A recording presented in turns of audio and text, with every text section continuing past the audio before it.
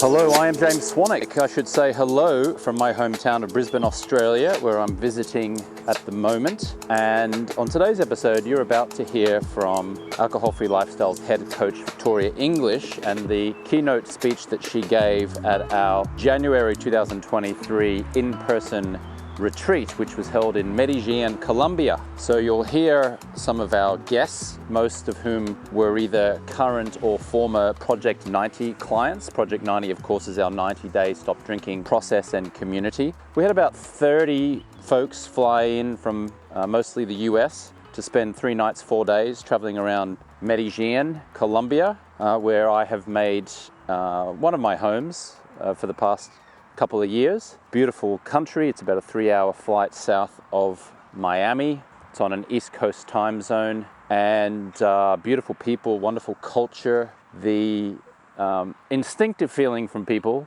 or thoughts from people when I say, oh yeah, I'm based in Colombia, is they think about the late 80s, early 90s and cocaine and Pablo Escobar, and it must be dangerous. And the question is always, oh, is it dangerous? And I always reply, and I told all of our in-person retreat participants to say, whenever asked that question, just say, oh yes, very dangerous, don't go. Because we don't want people coming, because it's so wonderful. It's incredible, safe, beautiful, cost-effective, glorious, all of those things. I love it. I've been going there since 2009. But anyway, this is not a travel show or a travel podcast. This is a show about helping you, the listener, get power over your drinking habits, have a better relationship with alcohol. For some people that means reducing, for other people it means stopping entirely. We talk about peak performance and mindset and relationships and conscious communication. It's not just a show talking about alcohol, because that can get pretty dull and pretty boring. We try to make it a show about peak performance and mindset and having amazing relationships with children or romantic partners or colleagues or staff, stress management, reducing anxiety, all of those good things.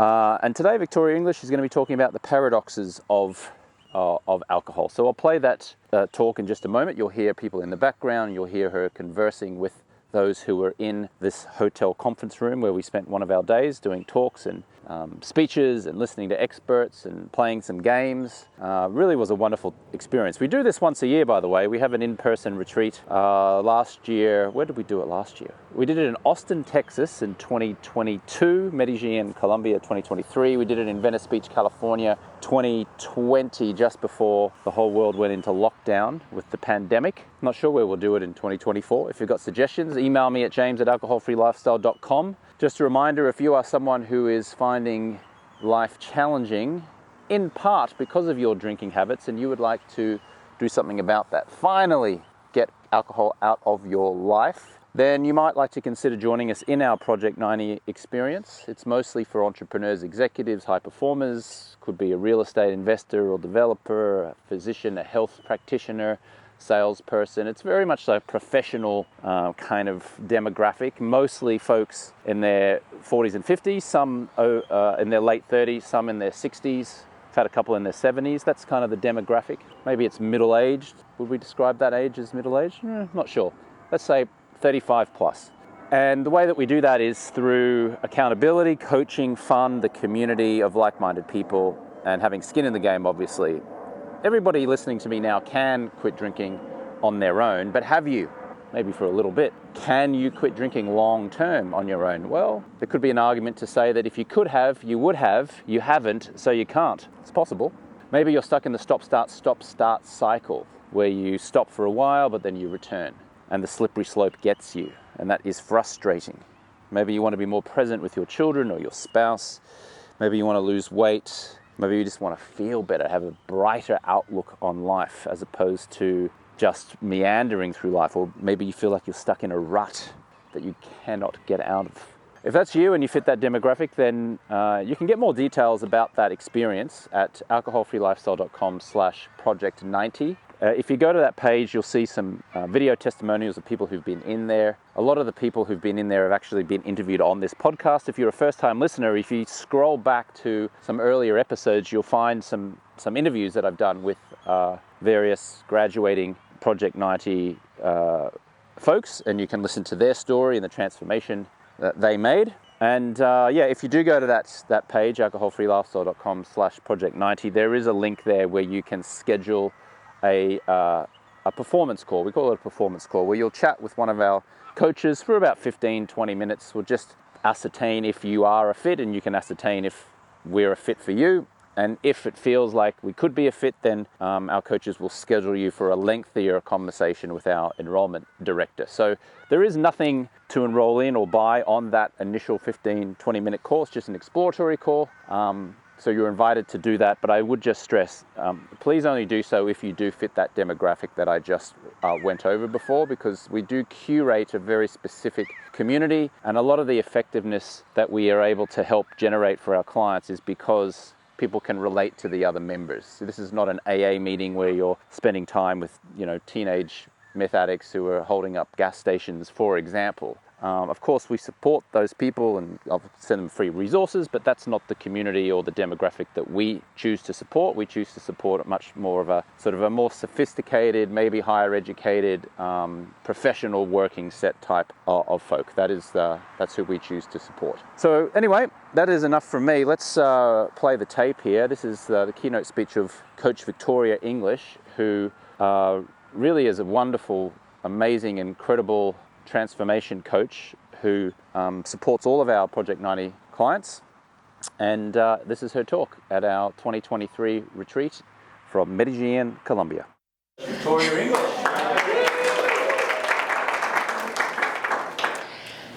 Hi everyone, I'm so happy to be here. Last year was my first time presenting at our annual Alcohol-Free Lifestyle conference.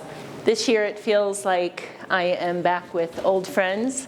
So much to the extent that Christina and I were laughing that when we greeted each other yesterday morning in the coffee shop downstairs at the hotel, we just waved, hi, because we go way back.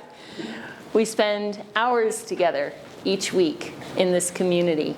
And it is, I've shared that aside from having my 4 beautiful children, that having the honor of working with you all is the greatest joy of my life. I mean that. To see people come in after years of struggling with alcohol, which we all know now is just a symptom of a lack of self-love. And to see the light come back on in their eyes via Zoom is remarkable. But to see you in real life and see those eyes sparkling and the smiles glowing, and to have evidence that you do indeed all have feet, because we see each other from here up, is just wonderful. So we've had such great speakers today. Let's all give them a round of applause. And I love how this serendipity experience continues, and we all just sort of sync up. So we've talked about raising our energy, our vibration. Kevin used some Spanish words, which I'm not going to use in this speech. But the word that I'm speaking about today is paradox. And I pulled up the definition of paradox, which is a noun, which is a seemingly contradictory statement, which when investigated may prove to be well-founded or true. As some of you were introduced to James, often via social media, you may have thought that he was full of it, because he would say things like, you can have fun without drinking. Alcohol is bad for you. Alcohol makes your life worse. And yet, as you took a chance, and thank you for trusting us, you found out that, in fact, he was speaking the truth. That's an example of a paradox. I actually came upon this word because it was one of my youngest daughter's vocabulary words in her last vocabulary unit. So we were talking about what is a paradox. And the first thing that came to mind was how this whole experience in this alcohol-free lifestyle is very much a paradox when presented to the outside world. So today we're going to talk a bit about, not so much about the paradox of living alcohol-free and that it is in fact true, and James is never to be accused of false advertising, but the other ones. Because as you go through this process, I'll say to you after the first couple of weeks alcohol-free, which, yeah, so fun, right? Super fun. But after a few weeks, your system has pretty much cleared itself out from this toxin. And so what remains are the toxins, the other ones, the thoughts, the thought loops, the limiting beliefs, the repetitive behaviors that get us back into that same damn spot. And as you learn in our program, that same damn spot can lead us to looking over at that bar or looking at that person who appears to be a normal drinker and say, why can't I do that? Why can't I just have one?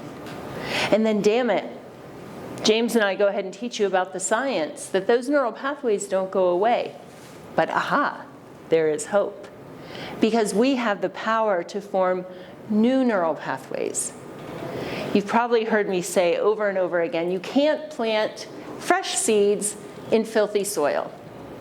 And so as we go through this chat, we're going to talk about some of these paradoxical truths, which can help you clear out some of those old seeds and choose what to plant in its place. The first one is the paradox of change. The more you accept yourself as you are, the more likely you are to change. I remember someone said to me the first time that the 100th time that I quit drinking, but this time was for real. They said, well, just stop thinking about it. Stop thinking about changing. So what do you mean? All I do is think about not drinking, or I think about drinking. Well, just stop thinking about it. Oh, how do I do that? It sounded exhausting. And so I found this quote by a psychologist, Arnold Beiser. I will call it the paradoxical theory of change for reasons that shall become obvious. This is his quote. Briefly stated, it is this, that change occurs when one becomes what he is, not when he tries to become what he is not. Change does not take place through a coercive attempt by the individual or by another person, like your spouse or your kid, to change him. But it does take place if one takes the time and effort to be what he is, to be fully invested in his current positions. By rejecting the role of change agent, we make meaningful and orderly change possible. That made sense. Raise your hand if that helps make a little more sense of this whole change thing. Because when you walk into, and I will preface this by saying there is no bad path to becoming alcohol-free, but when you walk into an AA meeting, you assume the title of alcoholic. And that's what you carry with you forever. And so you may find yourself stepping into that role as an alcoholic, and it can become very, very all-consuming. Don't drink. Don't think about drinking. Think about drinking. Think about not drinking. What if instead we step into who we really are? Nobody here was born with disordered drinking. Nobody chose it consciously. And so what if the invitation became change into yourself? Give yourself space and time to remember who you are, what you are, how you were made, what a beautiful creature you are. We talk a lot about cognitive dissonance, and this is something, for me at least, and I think through some of my Zoom calls, may resonate with you all. Because I talk about this program and I say, this is like coming home to your best friend, someone you haven't seen in a long time. Yourself. And so if we can do that, how does that feel? Does it feel heavy or does it feel light? Does it feel empowering? This is who I am. This is who I am. It's something to try on. You'll hear me often say, the liquor stores will still be open. I promise. Maybe not when we move into world domination and we shut them all down. But for now, they're going to be open. So you can go back to drinking. You can go back to those limiting beliefs and those labels that feel heavy, that feel like a heavy wool coat would in this weather? It's there. Try this on. Try something new. Why not? The paradox of knowledge. Oh, this one is tough for these high achievers. The more you know, the more you realize you don't know. Ain't that a bitch? The more you learn, the less certain you become. That can feel overwhelming at first blush. However, those of us in the room who've been alcohol-free for a while might agree that this is one of the most exciting things about being alcohol-free. Because the 90 days that you go through with us, that is just learning how to not drink, how to not turn toward the liquor store, how to not put whiskey instead of club soda in your cup. We're just scratching the surface.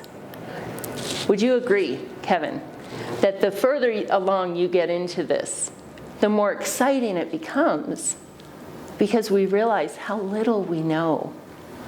And that's a gift. The human mind is incredible. If it weren't, we wouldn't have gotten as far as we did while throwing them back. But this is where the fun begins. So dig into things. I've done an exercise where I'll ask people, they'll say, well, I don't know what I like to do now that I don't drink. And I'll say, well, let's start with this. What did you like to do when you were 12? 12? I like to ride a bike. Go get a bike. I was interested in model cars. Get a model car, or better yet, since you're a highly successful individual, go buy that model car and have fun. We have a member who's in Beyond 90, grew up loving Porsches.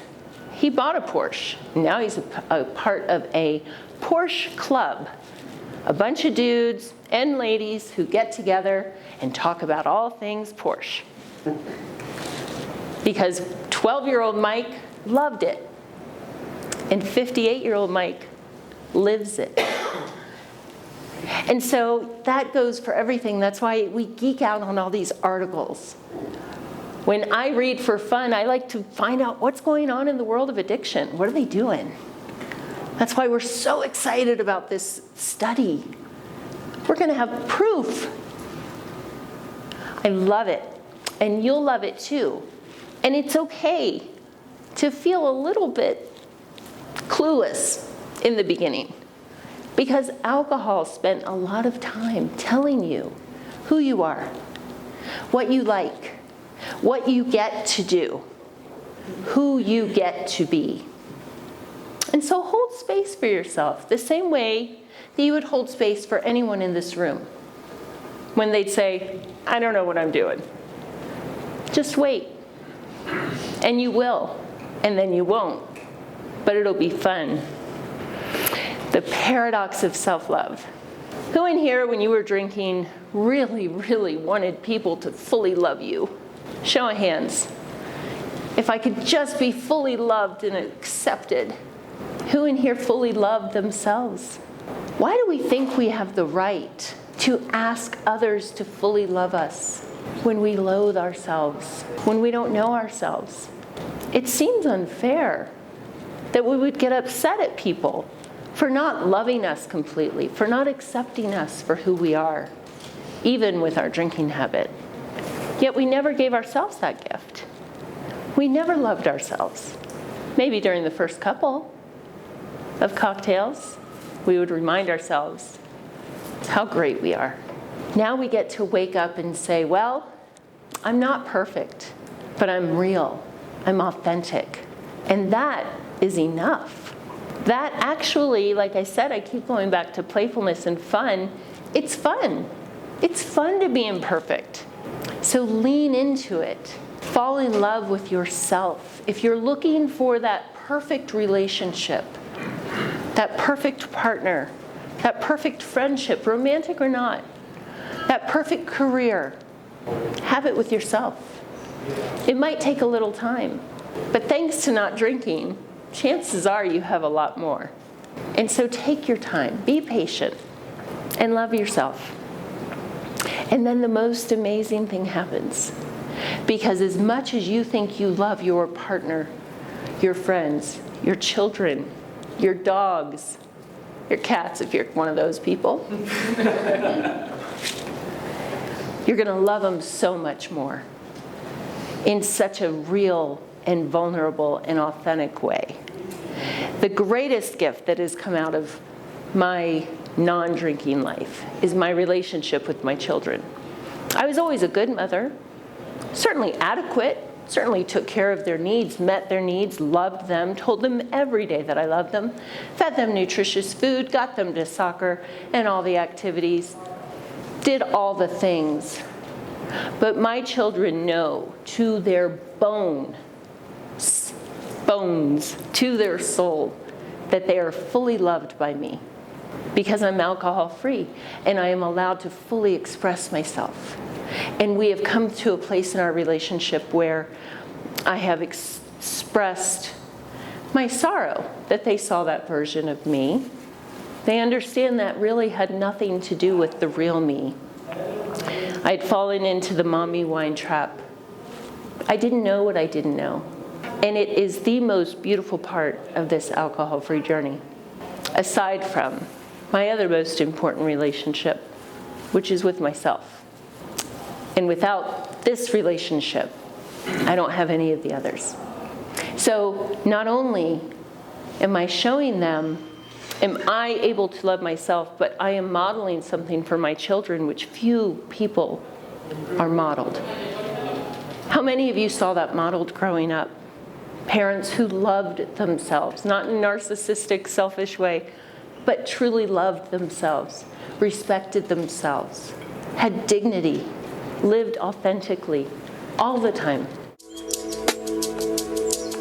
James Swanwick here. Just a quick interruption to share some of the results that folks have been getting inside of our 90-day stop drinking process as it relates to profession, career, and wealth creation. This is Jeff Salzburn from Minnesota who says, I did an additional deal this month. This is Gaetano from Massachusetts. I've increased revenue. Susie Vaughan says, I've generated 20% more leads. Joe Worley from Michigan says, I got a promotion. Tim Steele from Pennsylvania says, I've generated more clients and income. And Russell from Australia says, I've saved thousands. So if progressing in your career, profession, business, growing your wealth is a motivation for you to stop drinking, then I invite you to go to alcoholfreelifestyle.com/Project 90. Check out the details about Project 90 and how we may be able to support you to stop drinking for at least 90 days through our process and really drive your professional life. Okay, back to the show.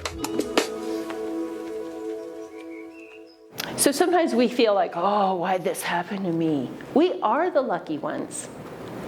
We are the lucky ones because our feet were held to the fire and we came through it, and now we get to model that. Whether, again, it's for your children, coworker, a friend. More than one of you has referred a friend here because they saw something in you and they said, wow, man, what is going on with you? And you were vulnerable enough to share. And now those individuals are on this path. And so every one of you will touch countless lives, and you have no idea how yet. You may never know. And that is exciting. That leaves your mark on the world in a positive, beautiful way. The paradox of the next right thing. Focus. I said the next right thing because AA uses that phrase and I like it. When you don't know what to do, just do the next right thing. I've had countless conversations with brand new and not so brand new Project 90 members saying, what do I do about this? What do I do about this? What do I do about this? I don't know. Why am I paying you this money, Coach V? I don't know. But you'll know when you're supposed to know. Do the next right thing. Okay, well, they can usually figure out what that is. And it starts with not drinking that day. And then it will, that decision will lend itself to, well, maybe I need to go for a walk. Maybe I need to call an old friend. Maybe I need to do another Marco Polo. Maybe I want, maybe I get to. And the weird thing that happens is when you build those little decisions up over time, You look back, kind of like that godforsaken hike we took yesterday that wasn't even a hike. And you say, wow, I've done a lot of right next things. And so opportunities just seem to fall into your lap. Raise your hand if that has happened since you've become alcohol-free. That strange serendipity moments, you meet the right person at the right time, that just kind of happens. It wasn't mappable. It's not all mappable. There's no way that when I stopped drinking years ago, finally for real, I mean it this time, that I could have mapped being here. There's absolutely no way. I couldn't have strategized it. But I showed up. I showed up. I learned how to not drink. I learned how to live. I learned how to love myself and be my own best friend and stop looking in a bottle or in a man's arms or even a friend's validating words. And here I am. So you can't map where you're going, but you can know where you don't want to go. I know no one wants to go down to the beginning of that climb yesterday. I know nobody wants to go back down to day one of Project 90 again. The rest figures itself out. It just keeps showing up. So when you come to that crossroads, you say, well, what do I do? What's the next right thing? And try that. See what happens. The paradox of loss. This was a big one. Somehow, when we are drinkers, which, by the way, you are non-drinkers, the day that you joined us, you became a non-drinker, not a recovering alcoholic, not a person in recovery, not a former problem drinker. You're just a non-drinker. But before you came in here, you were suffering. Everyone in this life suffers. Somehow when we're drinking, though, we kind of a little bit, we don't say it out loud, but we sort of feel entitled to not suffer. Or we think that because we've suffered, we shouldn't have to feel it, really feel it. It's kind of rude of us, but I did it. Things had happened. But alcohol told me how strong I was. Alcohol told me that I couldn't make it through those things without it. Alcohol told me I couldn't handle 4 children, or a divorce, and then a second divorce, and the loss of my mother, and cancer, and having my body ripped apart. It told me that I had to have alcohol because I simply wasn't enough. I wasn't strong enough. And I fell for it over and over and over again until I called bullshit on alcohol. And I said, watch me. Watch how strong I am. And I think the biggest demonstration of strength was when I allowed myself to break. That's when I learned how to be strong. It was in the breaking. It was in the grief, the loss, the scars all over my body, the broken relationships. That's where I learned how strong I am. And so you all have those scars, and you have been sold the same line from alcohol, that you're not strong enough. Call it out for what it is. You've made a lot of people a lot of money by believing that line.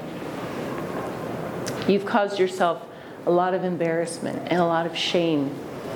And by drinking that stuff, you reinforce what alcohol tells you. Yeah, you're not strong enough.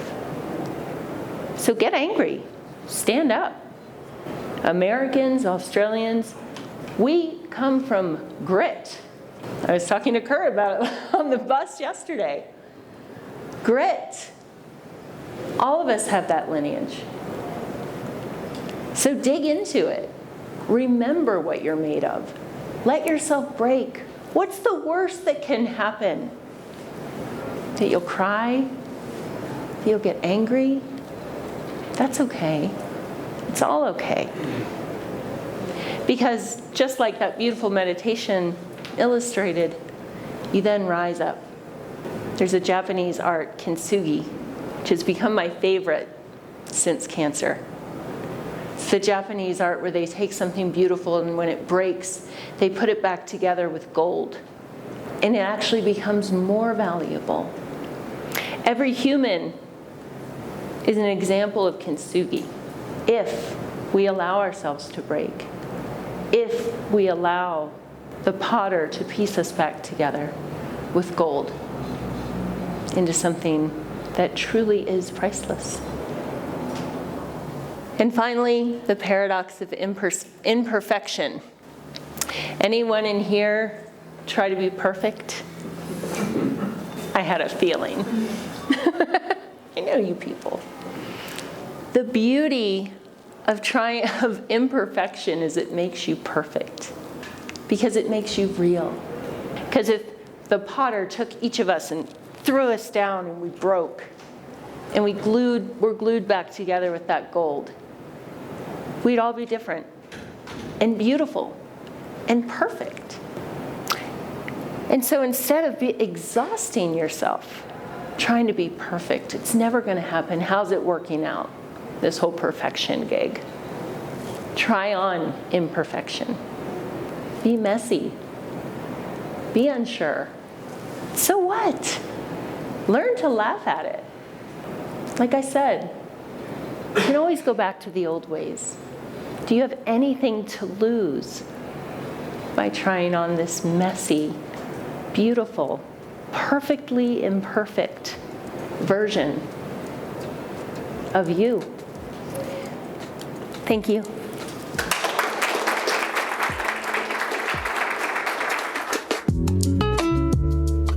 Hi there, this is James Swanwick. Thank you so much for listening to the show. I would be so grateful if you would leave a review. That will help us climb the rankings and get our show exposed to so many more people who could really benefit from the content. You can do that by going into Apple Podcasts, rating the show, writing a little one-sentence summary, and posting it. That would be so amazing. Thank you. Likewise, if you would like to schedule a 15-minute exploratory call and apply for our Project 90 program, then you can do so by going to alcoholfreelifestyle.com/project90. If you'd like to get the free guide, that is the Alcohol Freedom Formula Guide, you can go to alcoholfreelifestyle.com/guide. Our YouTube channel is at alcoholfreelifestyle.com/YouTube. You can follow me on Instagram and TikTok at James Swanwick. Thank you so much for listening. We so appreciate you, and we'll catch you on the next one.